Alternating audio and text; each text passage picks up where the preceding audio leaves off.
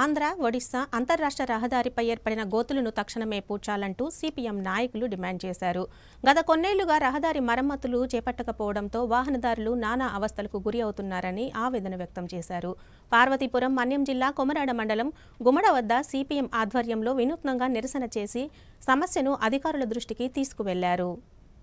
పార్వతీపురం, మన్యం జిల్లా కొమరాడ మండలం గుమ్మడ వద్ద రహదారిపై ఏర్పడిన భారీ గుంతలను పూడ్చాలంటూ సిపిఎం ఆధ్వర్యంలో వినూత్న నిరసన చేపట్టారు. సిపిఎం నాయకులు సాంబమూర్తి తదితరులు గోతులలో నిల్వ ఉన్న నీటిలో వరి నాట్లు వేస్తూ వినూత్నంగా నిరసన వ్యక్తం చేశారు. అంతర్రాష్ట్ర రహదారిపై ఏర్పడిన భారీ గుంతల కారణంగా నిరంతరం ప్రజా రవాణాకు, వాహనాల రాకపోకలకు తీవ్ర అంతరాయం కలుగుతుందని సిపిఎం నాయకులు వాపోయారు. అధికార పార్టీ నాయకులు, జిల్లా అధికారులు చొరవ తీసుకుని తక్షణమే పార్వతీపురం నుంచి రాయగడకు వెళ్లే అంతర్రాష్ట్ర రహదారిని తాత్కాలిక మరమ్మతులు చేపట్టడంతో పాటు నూతన తారు రోడ్డు నిర్మించాలని డిమాండ్ చేశారు. సమస్యను అధికారుల ద్వారా ప్రభుత్వం దృష్టికి తీసుకువెళ్లేందుకు భారీ గుంతల్లో పొలం పనులు చేస్తూ వరి నాట్లు వేశామన్నారు. 70 లక్షలు పార్వతీపురం నుండి పూనేరు వరకు 3 రహదారి మార్గంలో 14 గోతులు కప్పడానికి 170 లక్షలు విడుదల మంజూరు చేసి డబ్బులు విడుదల చేసి అటు వాహనదారులకు, ఇటు ప్రయాణికులను కాపాడాలని చెప్పి కోరుతున్నాం. కలెక్టర్ గారు, మీరు అన్ని కాలూరు వెళ్లారు, గీతంబట్టి వెళ్లారు, ఒకసారి మీరు కూడా గవర్నర్ వచ్చి